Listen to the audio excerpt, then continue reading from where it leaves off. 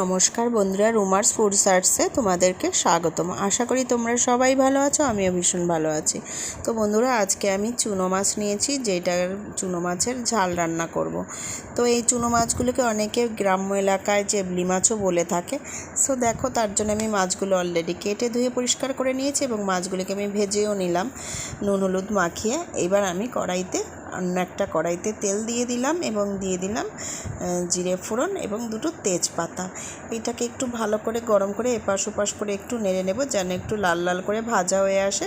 তারপর আমি এর মধ্যে দিয়ে দেব পেঁয়াজ বাটা, আদা বাটা, কাঁচা লঙ্কা আর সমস্ত মশলা, যেমন জিরে এর গুঁড়ো, ধনের গুঁড়ো, আর আমি এর মধ্যে কাশ্মীরি লঙ্কার গুঁড়ো দিয়ে দিয়েছি, আর হলুদ দিয়েছি, আর একটু নুন দিয়েছি। লাগলে আমি পরে আর একটু নুন দিয়ে নেব টেস্ট বুঝে। এইবার দেখো, আমি এগুলোকে ভালো করে তেলের উপরে দিয়ে কষিয়ে নিচ্ছি এবং যেহেতু একটু তেল ছেড়ে এসছে, সেই জন্য আমি এর মধ্যে একটু হালকা পরিমাণ জল দিয়ে দিই।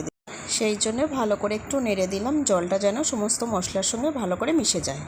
এবার তোমরা দেখো, এটাকে আমি ভালো করে একটু নেড়ে দিলাম, নেড়ে আর একটু পরিমাণ জল দিয়ে দিলাম, দিয়ে এবার ভালো করে কষিয়ে নেব। মশলাগুলোকে কষিয়ে নেওয়ার পর আমি এর মধ্যে সম্পূর্ণ পরিমাণে যতটা জলের প্রয়োজন ততটা জল দিয়ে দিলাম। এইবার দেখো, যেহেতু এই জলটা ফুটে এসছে, এবার আমি এর মধ্যে সমস্ত চুনো মাছগুলোকে দিয়ে দিলাম। দিয়ে এবার ভালো করে খুন্তি দিয়ে এপাশ ওপাশ করে নেড়ে দিচ্ছি। নেড়ে দেওয়ার পর এইবার আমি এইটাকে একটু রেখে দেবো যেন ভালো করে ফুটে ওঠে। ফুটে ওঠার জন্য আমি ওয়েট করব। এই দেখো, বেশ ভালোই ফুটে উঠেছে। এবার আবার খুন্তি দিয়ে আবার এপাশ ওপাশ করে একটু নেড়ে দিই। নেড়ে দিলে একটু ঝোলটা যখন টেনে টেনে আসবে, নিচ দিয়ে যেন লেগে না যায়, তার জন্য। এইবার আমি এর মধ্যে একটু হালকা পরিমাণ চিনি দিলাম। এটা হচ্ছে অপশনাল, তোমরা যদি খাও তাহলে দেবে, আর যদি না খাও তাহলে দেওয়ার কোনো প্রয়োজন নেই। এটা দিলে, চিনি হালকা পরিমাণে একটু দিলে মাছটার একটু স্বাদ বাড়ে, সেই জন্য আমি দিয়ে দিলাম। তাহলে দেখো, মোটামুটি আমার মাছটা রেডি হয়ে এসছে। এবার আমি এটাকে নামিয়ে নেব। তাহলে চলো, এবার আমি এটাকে নামিয়ে নিচ্ছি, তোমরা দেখতে থাকো।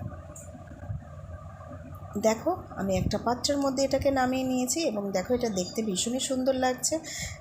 তো বন্ধুরা, তোমাদের যদি আমার এই রেসিপিটা পছন্দ হয়ে থাকে, তাহলে প্লিজ একটা সাবস্ক্রাইব করো, কমেন্ট করো অ্যান্ড শেয়ার করো।